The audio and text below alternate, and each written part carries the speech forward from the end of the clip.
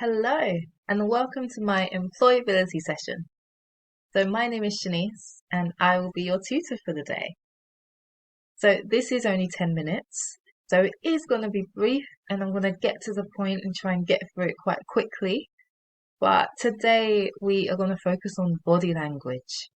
So, often when we think about interviews and employability as a whole, we don't really think about body language. We think about interview answers and questions and a bunch of other important things. But body language is also important. And this is fundamentally what helps people form their first impressions of us. So today we're really going to just get thinking about that. So I'm going to jump straight in because otherwise I'm just going to talk for the next 10 minutes. So we're going to start with a question. So communication is made up of words, tone of voice, and body language. But my question to you is how much of your communication is actually conveyed through words? How much is conveyed through tone of voice? And how much is conveyed through body language? So I'm going to give you a bit of time to think. And then once you've had a think, I want you to just shout out or write down your answers. So these are percentages. It will all total 100%. So what percentage of communication is dedicated to words? How much of your communication is conveyed through tone of voice? How much through body language? So hopefully at this point, whilst I'm talking, there'll be some answers coming through. So you may or may not be surprised to hear this, but the words we say is actually worth 7%. So I'm going to write that down at 7%. This is already, I did not write it in the right place.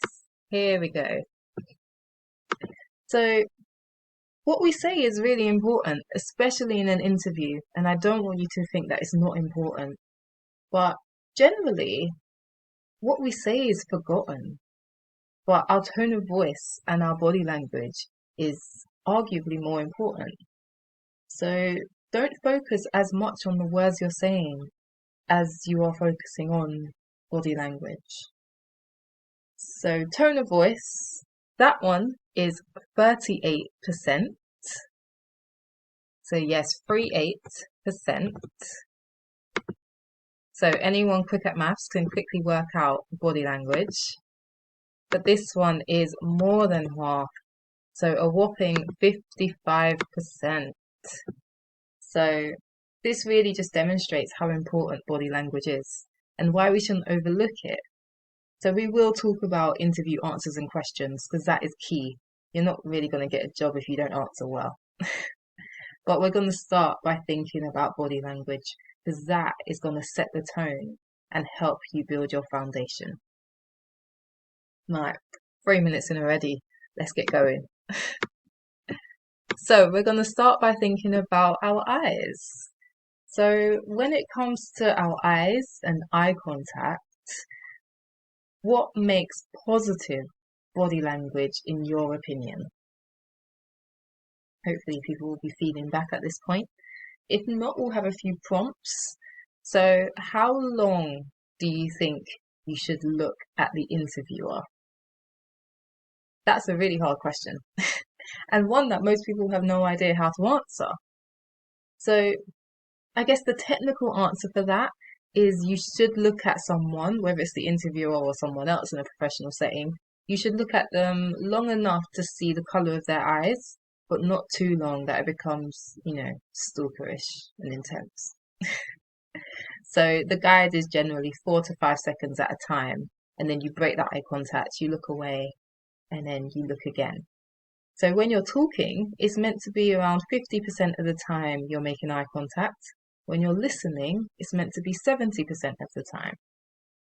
So what I want you to do is just have a practice. So you don't have to do it right now, but with someone, whether it's face to face or over camera like us now, just practice talking and giving eye contact. And I want you to time yourself. So look at them for 5 seconds maximum and then look away. And then look back again, look away. It might feel a bit weird, but just get into the swing of that because then that's going to help you feel more confident in your interviews. You don't want to give too much eye contact, but you also don't want to give too little contact. So try and get into the hang of looking at the interviewer in the eye, but looking away, but not making it so that it's robotic. You want it to flow, you want it to be natural. Alright, so there's loads of stuff we can say about the eyes, but looking at the time, how about our facial expressions? So what should we do with our face during an interview? So hopefully someone has said smile, because that is one of the most common things that comes up. So smiling during an interview is really important. It shows warmth, it shows that you're interested, that you're engaged. But do be careful because a fake smile can be easily detected and that can actually put some interviewers off. So sometimes just having a neutral expression is fine as well. Of course, you don't want to look grumpy, you don't want to look angry. Definitely don't look angry. But don't think that you have to sit there with a fake smile, especially if you're having a serious conversation. Let's go on to posture. I'm really trying to be strict with time here. So thinking about our posture, how should our posture be? And in saying this, how is your posture at this very second? Now you're all going to be like checking and sitting up. So this is going to be very dependent on the situation we're in. And really and truly with body language, our body language is always what should always reflect the situation or the environment. So how we act in an interview is going to be very different to how we act just at home when we're relaxed or if we're around friends and family. But in an interview, you should always aim to have straight posture. So you want to sit up straight. This picture I find really interesting because you don't want to be slumped, but also you don't want to sit so straight that your back is arched and you feel very uncomfortable. And personally, I say that from more of a health perspective because that can be really bad on your back. But also, you can just look at this picture and see it doesn't look the best. It's not the most comfortable, and that can distract an interviewer. If you're interviewing someone, you may be thinking, why are they doing this? Why are they doing that? Best not to raise any questions. Also with posture, when you're sitting tall, that suggests that you're confident. So same with eye contact. It's really important that you give off the impression you know what you're talking about. And it's okay to be nervous, 100%. But you don't want the interviewer to just remember you as being really shy, really nervous, really tense. Alright, and then, last but not least, what should you do with your arms and your hands? So this picture is a really good one because he looks inviting, he looks warm, but he's crossing his arms. And if we think about that in standard body language thinking, that shows that actually he's quite closed off, he's quite defensive potentially, or maybe he's bored, disengaged. And for a lot of people, crossing your arms is comfortable. I do it sometimes, but we do have to be very conscious of this in interviews. As soon as you cross your arms, you might lose the interviewer because they might think you're no longer interested or potentially you're too comfortable. So keep that in mind. And then other things as well, showing your palms, that can actually make the interviewer trust you more.